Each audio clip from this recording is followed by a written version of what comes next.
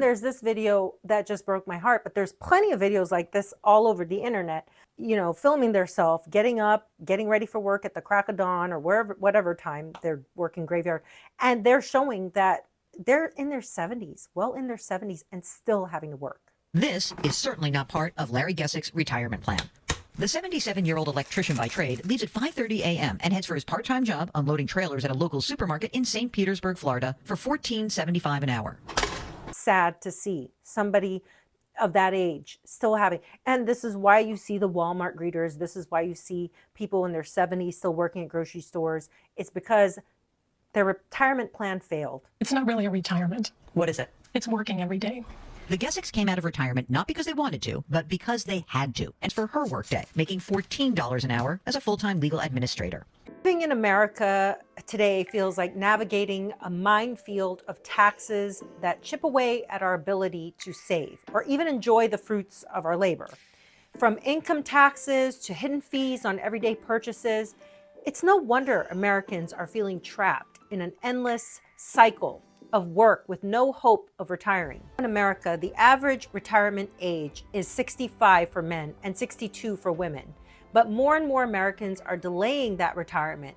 A recent study showed that over 40% of people age 60 are still working. And many predict they are going to work well into their 70s. Why? Because the cost of living has skyrocketed. There is a stagnation in wages. To retire comfortably here in America, financial experts estimate that you need about $1.25 million. $1.25 million saved. Yet the median retirement savings for Americans aged 55 to 64 is a mere $120,000. They estimate that is a mere, $120,000, maybe 2 to 3 years of expenses, assuming you don't eat out, take vacations, or have any medical emergencies. The tax system in the US is designed to ensure we never get ahead. My mom is a CPA, and I grew up watching her do taxes for the rich. Let me tell you what the poor do. The poor pay income tax, federal, state, and sometimes even local taxes, and then they pay sales tax. Nearly every purchase is taxed with rates as high as 10% in some states.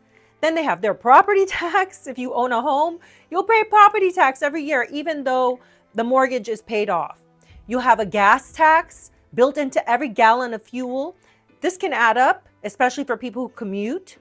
Car registrations often comes with a hefty tax. You have a monthly transfer fee tax, sending and receiving money. Hell, Social Security and Medicare taxes. These deductions are supposed to support you in retirement, but they often fall short of covering even basic needs. Then you have your hidden taxes, cell phone, surcharges, hidden taxes on your utility bills, airline fees. You're taxed at every turn here in the United States. In total, Americans work over 4 months a year just to pay taxes. There it is, rising cost of living, the cost of housing, healthcare, education. All of these things have ballooned, making it harder to save money.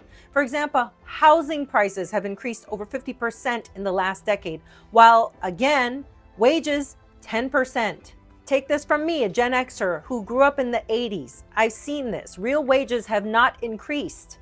And I will honorable mention here, healthcare costs is one of the leading costs in America that forces many people to go bankrupt. As we've recently seen with the Luigi Mangione thing, many people are forced to pay out of pocket and wipe out their entire savings if someone gets ill. I mean, even with insurance. This is a system designed to keep us, the American people, working for the rest of our life. The tax system isn't just about funding public services. It's a tool.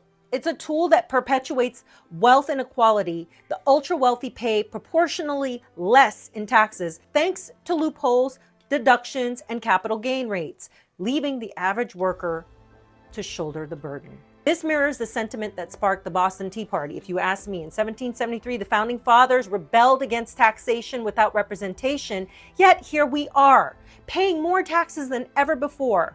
They dumped their tea into the harbor to protest a single tax. While today, we're taxed on nearly everything, including our tea when we go to Starbucks. I want to be clear, I'm not doing this video out of some hatred or anything for the rich.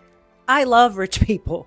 In fact, many people I've surrounded myself with come from rich upper crust family. I mean, in fact, my entire line of my family are people who have been entrepreneurs. I come from a family that understands that the only way you can do this is by being intelligent about money. Instead of worrying about jewelry and luxuries and clothing, yeah, that stuff is great. It's great. But if you don't have a pot to piss in or savings and you're spending beyond what you earn and you bring home, you are going to be working for the rest of your life. Doesn't have to be this way. Number one, you have to demand tax reform. Advocate for closing loopholes and increasing taxes on the ultra wealthy to create a fair system. Support workers' rights.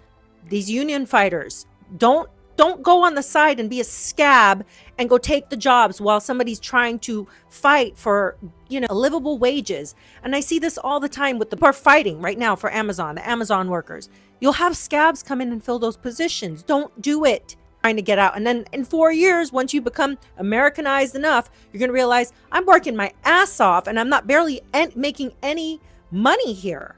Do a favor to your fellow man and stop being scabs and let them fight and let them create unions and support each other. Increase financial literacy. I've already said that.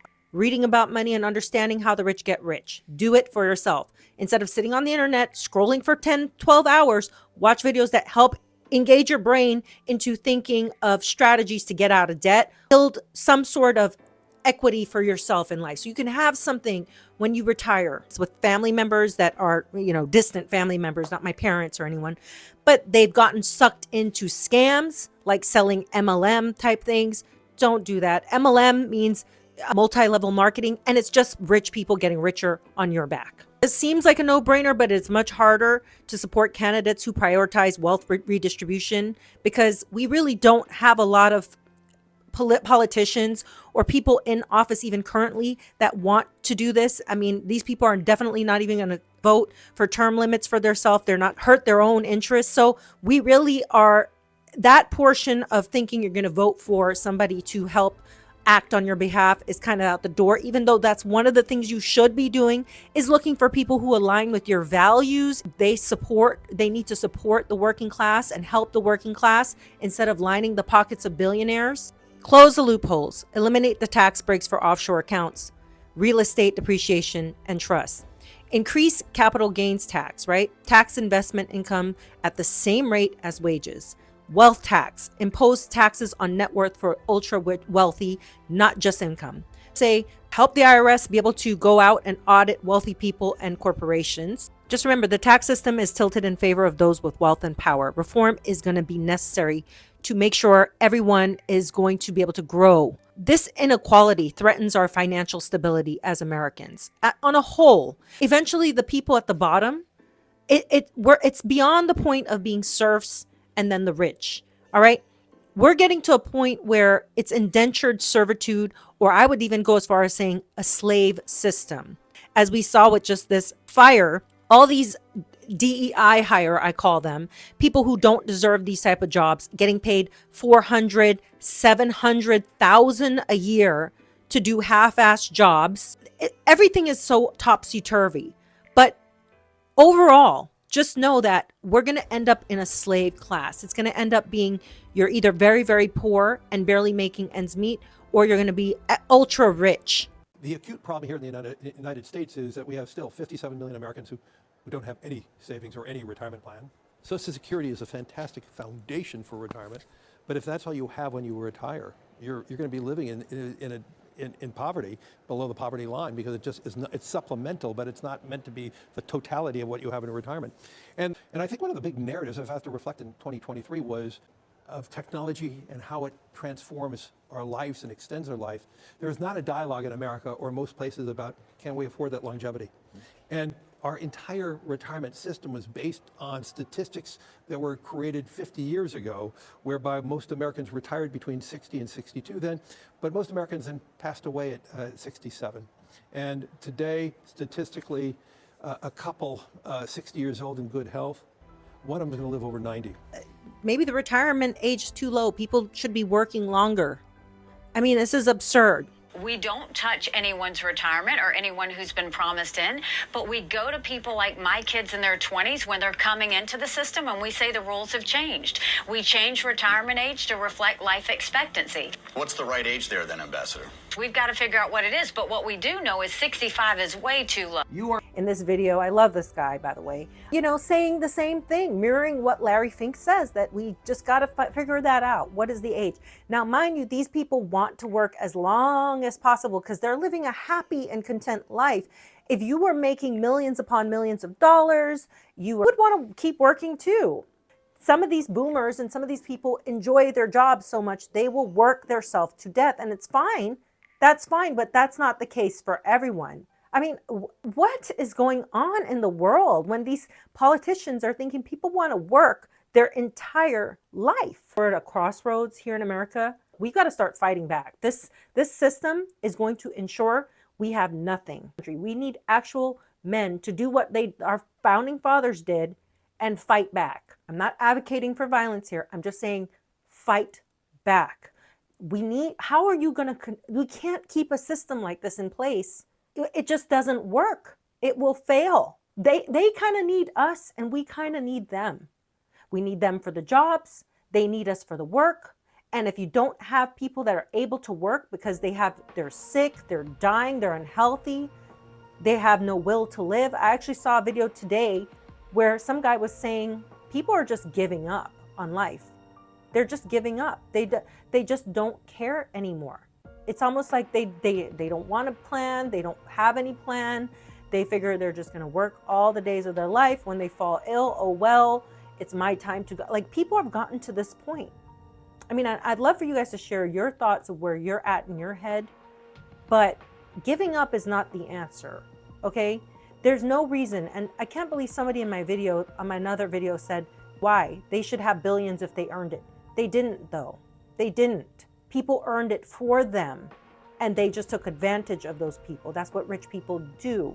They exploit your labor and exploit you because you allow it. Anyway, you guys tell me what you think. Have a great day. Think for yourself.